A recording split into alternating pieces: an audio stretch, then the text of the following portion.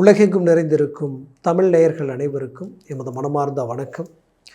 நான் உங்கள் ஜோதிடர் அந்தியூர் சுதாகர், பாரம்பரிய முறை ஜோதிட ஆராய்ச்சியாளர். இன்று நாம் காணக்கூடிய தலைப்பு, கடகராசி அன்பர்களுக்கு இந்த சுக்கிரன் குரு, அசுரகுருவும் தேவகுருவும் இணையக்கூடிய காலம் மே 14ஆம் தேதியிலிருந்து ஜூன் 2ஆம் தேதி வரைக்கும்.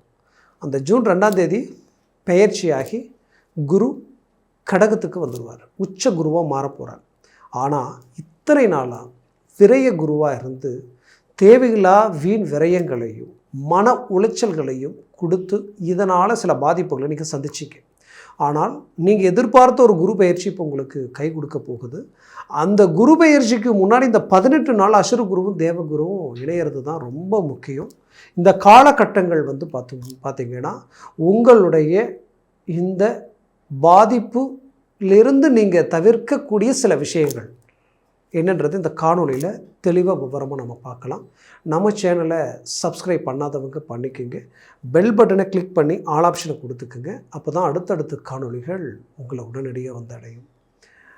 கடகராசி என்பர்களை பொறுத்தவரையிலையும் எப்போவுமே ஒருத்தருக்கு உதவி செய்கிறதும் சரி, மற்றவங்களுக்காக முன்னாடி இறங்கி செயல்படுறதுலையும் சரி ரொம்ப நீங்கள் அட்வான்டேஜாக இருப்பீங்க. அப்பேற்பட்ட உங்களுக்கு இந்த விரயகுரு வந்ததில் இருந்தே உங்களுக்கு பலவித நம்பிக்கை துரோகங்களும் மன உளைச்சல்களும், மற்றவங்கள நம்பி இன்வெஸ்ட்மெண்ட் பண்ணுறது, மற்றவங்கள நம்பி ஒரு சில பொறுப்புகள் ஒப்படைக்கிறது, இவங்க இந்த வேலையை முடிச்சு கொடுப்பாங்கன்னு சில விஷயங்கள் ஒப்படைச்சா கடைசியில் அதுவே உங்களுக்கு தலைவலியாக மாறுறது, இன்னொருத்தர் செய்கிற தப்புக்கு நீங்கள் பாதிக்கப்படுறது, இந்த மாதிரியான பிரச்சனைகள் எல்லாத்தையும் நீங்கள் கடந்து வந்துட்டீங்க. குறிப்பாக குடும்ப ரீதியில் குடும்பத்துக்காகவே நிறைய நல்ல விஷயங்கள் செய்திருப்பீங்க. ஆனால் கடைசியில் பார்த்தீங்கன்னா நல்லது செஞ்சு பாதிக்கப்படுறது நீங்களாக தான் இருப்பீங்க. தேவையில்லாத அபாண்டமான பழிகளை காலாகக்கூடிய நிலைமைக்கு நீங்கள் உண்டாயிருப்பீங்க. அப்போது இந்த நிலைமையில் இருக்கக்கூடிய கடகராசி என்பவர்களுக்கு இப்போ இந்த குரு பயிற்சி பெரிய லெவலில் நமக்கு ஒரு பலனை தரப்போகுதுன்றது தெரியுது. பட் அந்த குரு பயிற்சி பற்றி அடுத்த காணொலியில் நம்ம பேசலாம். ஆனால் இப்போ பிரச்சனை என்னன்னு பார்த்தீங்கன்னா, இதற்கு நடுவில் வரக்கூடிய இந்த 18 நாள் இந்த குரு அசுரகுரு தேவகுரு இணையும் பொழுது 12ஆம் இடத்துல இது நடக்குது. அப்போது உங்கள் ராசிக்கு 12ஆம் வீட்டில் போய் இந்த 2 கிரகம் மறைஞ்சு நிற்குது. அப்போ மறைஞ்சு நிற்கிறது மட்டும் இல்லாமல் அவங்க இணையும் போது அது பலமான நிலை உருவாகுது. அப்போ இந்த இடத்துல என்ன நடக்கும் அப்படின்னு பார்த்தீங்கன்னா, உங்கள் ராசிக்கு 1, 2, 3 3ஆம் இடத்திற்கு 4ஆம் வீட்டிற்கு அதிபதி தான் இந்த சுக்கிரன், ப்ளஸ் லாபஸ்தானாதிபதி சுக்கிரன். அப்போது இத்தனை நாளாக நீங்கள் ஹார்ட் ஒர்க் பண்ணி கஷ்டப்பட்டு சில ப்ராஜெக்டை உருவாக்கி இன்றைக்கி ஒரு நல்ல ரிசல்ட்டுக்கு கொண்டு வந்து அதை எதிர்பார்க்குற நேரத்தில் இருக்கக்கூடிய கடகராசிக்காரங்க, ஓப்பனாக சொல்கிறேன், இந்த நேரத்தில் உங்களுடைய ப்ளஸ் ஆர் மைனஸ் மற்றவங்களுக்கு தெரியாமல் இருக்கிறது ரொம்ப நல்லது. ரொம்ப கேர்ஃபுல்லாக இருக்குது. மற்றவங்கள நம்பி சில விஷயங்களை வெளிப்படையாக ஒப்படைக்கிறதுல ரொம்ப எச்சரிக்கையோட கவனத்தோடு இருக்கணும். இன்னொருத்தரை நம்பி நான் இவ்வளோ செஞ்சுருக்கேன்னு சொல்லிட்டு அவங்ககிட்ட எல்லா பொறுப்பையும் ஒப்படைச்சி நாம் ஒரு நல்லதை அடையலாம்னு நினச்சாலும் அதுவும் தப்பாக போயிடும். அப்போது நீங்கள் என்ன செய்யணும், உங்களை மட்டும்தான் நீங்கள் இந்த நேரத்தில் நம்பணும்.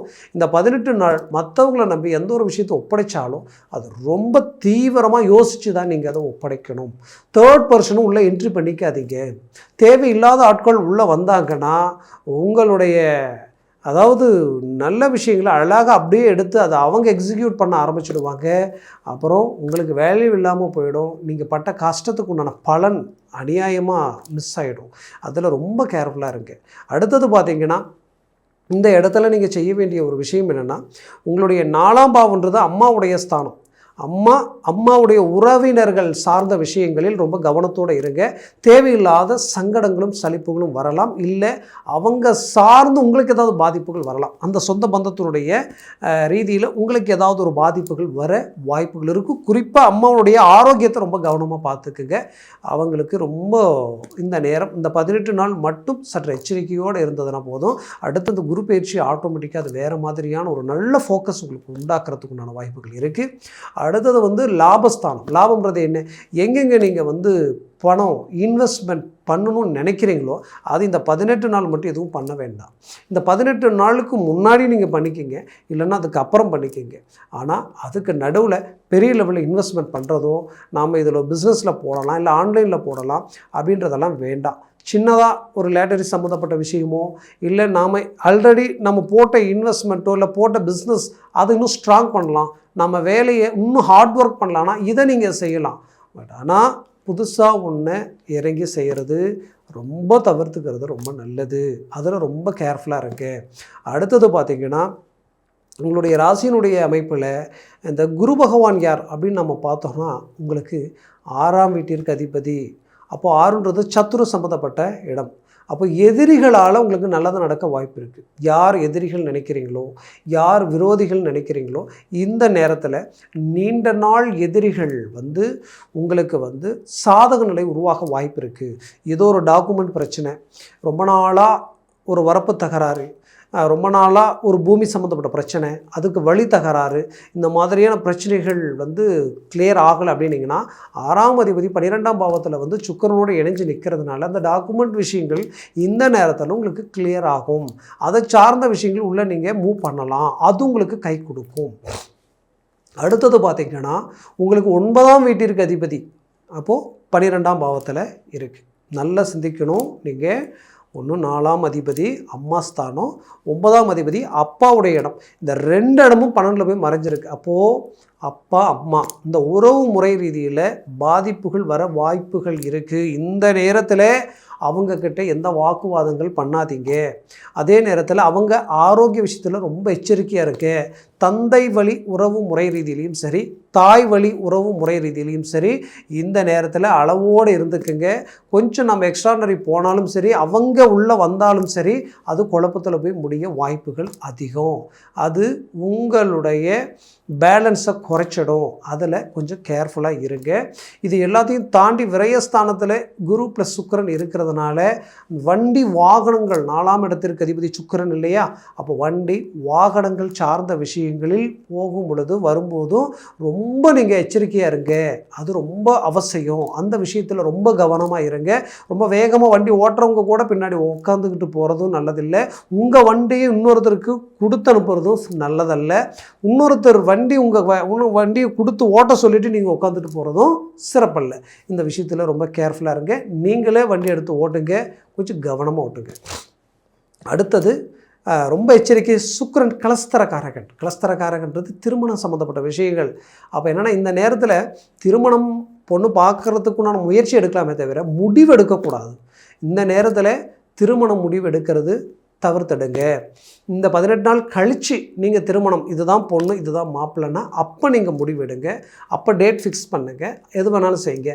இதுக்கு நடுவில் எது பண்ணாலும் அது நாளைக்கு குழப்பத்தில் போய் முடியறதுக்குண்டான வாய்ப்பு இருக்குது. கொஞ்சம் கவனமாக செயல்படுறது ரொம்ப நல்லது. அதே நேரத்தில் இதில் இன்னொரு முக்கியமான விஷயம் என்னென்னா, இந்த 6ஆம் இடம்ன்றது கடன் சுமைகள் சார்ந்த இடம்.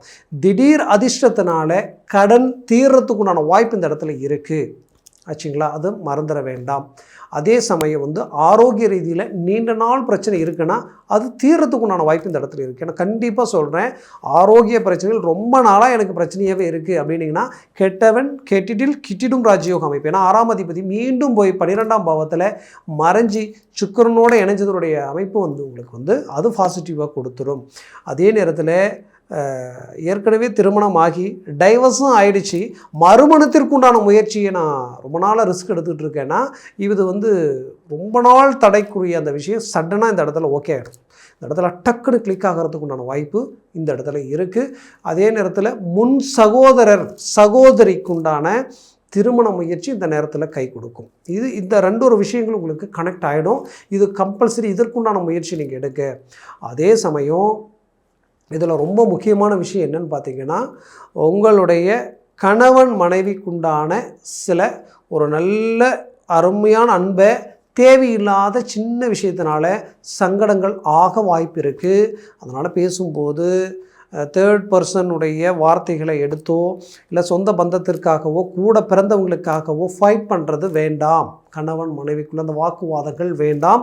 அது உங்களுக்கு தேவையில்லா பிரச்சனைகளை உண்டாக்கிடும். ரொம்ப கவனத்தோடு அந்த விஷயத்தில் இருங்க.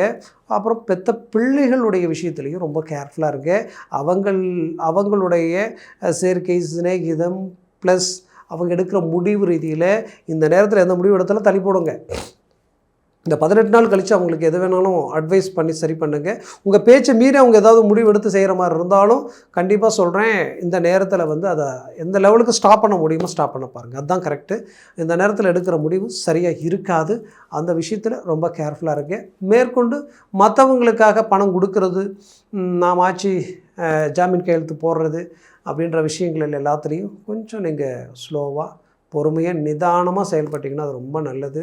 அவசரப்பட்டு ஏதாவது ஒரு முடிவு எடுத்திங்கன்னா அது தப்பாக போயிடும், அது மிஸ்டேக் ஆகிடும். அதை நீங்கள் மனசில் வச்சு எந்த ஒரு விஷயத்தையும் செய்கிறது நல்லது.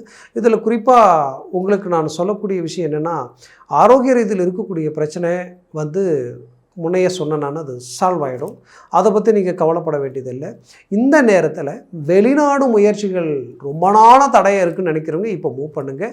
100% வெளிநாடு முயற்சிகள் உங்களுக்கு கனெக்ட் ஆகிடும், கமிட்மெண்ட் ஆகிடும். அதில் எந்த மாற்றமும் இல்லை. அப்புறம் இடத்த விட்டு இடம் மாறுறது, இன்னொரு இடத்துக்கு வேலைக்கு போகலாமா நினைக்கிறது, இந்த இடத்துல ரொம்ப நாளாக நமக்கு சரியான ரெஸ்பெக்ட் இல்லை, அது ஒரு சேஞ்ச் பண்ணலாமா நினைக்கிறது எல்லாமே இப்போ உங்களுக்கு அழகாக கனெக்ட் ஆகும், அருமையாக கனெக்ட் ஆகும். இப்போ மூவ் பண்ணுங்கள், அது கிளிக் ஆகிடும். வெளிநாட்டில் இருக்கக்கூடியவங்களுக்கும் இதே தான் நான் சொல்கிறேன். இந்த நேரத்தில் சில அதிர்ஷ்டத்திற்குரிய வாய்ப்புகளும் இருக்குது. பட் சில விஷயங்களில் நான் சொன்ன விதத்தில் கேர்ஃபுல்லாக இருந்தீங்கன்னா போதும்.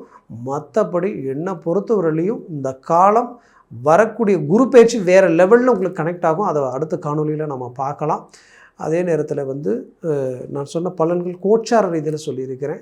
ஜனன ஜாதகமும் திசா புத்தியும் மிக அவசியம். அந்த ஜனன ஜாதகத்தை பார்த்து எந்த ஒரு முடிவு எடுங்க, அது ஆகச்சிறந்ததாக இருக்கும். பார்க்கணும்னு நினச்சிங்கன்னா கீழே இருக்கக்கூடிய இந்த கான்டாக்ட் நம்பருக்கு கால் பண்ணி முன்பதிவு செய்து வாட்ஸ்அப் மூலமாக உங்கள் ஜாதகத்தை அனுப்பி தெளிவாக விவரமாக கேட்டு தெரிஞ்சு அதை சார்ந்த முயற்சிகளை எடுங்க. அது மேலும் உங்களது வாழ்க்கை வளமாக அமைச்சிடும். உங்களுடைய வாழ்க்கை வளமாக அமைய எமது மனமார்ந்த வாழ்த்துக்கள். நன்றி, வணக்கம். மீண்டும் சந்திக்கலாம்.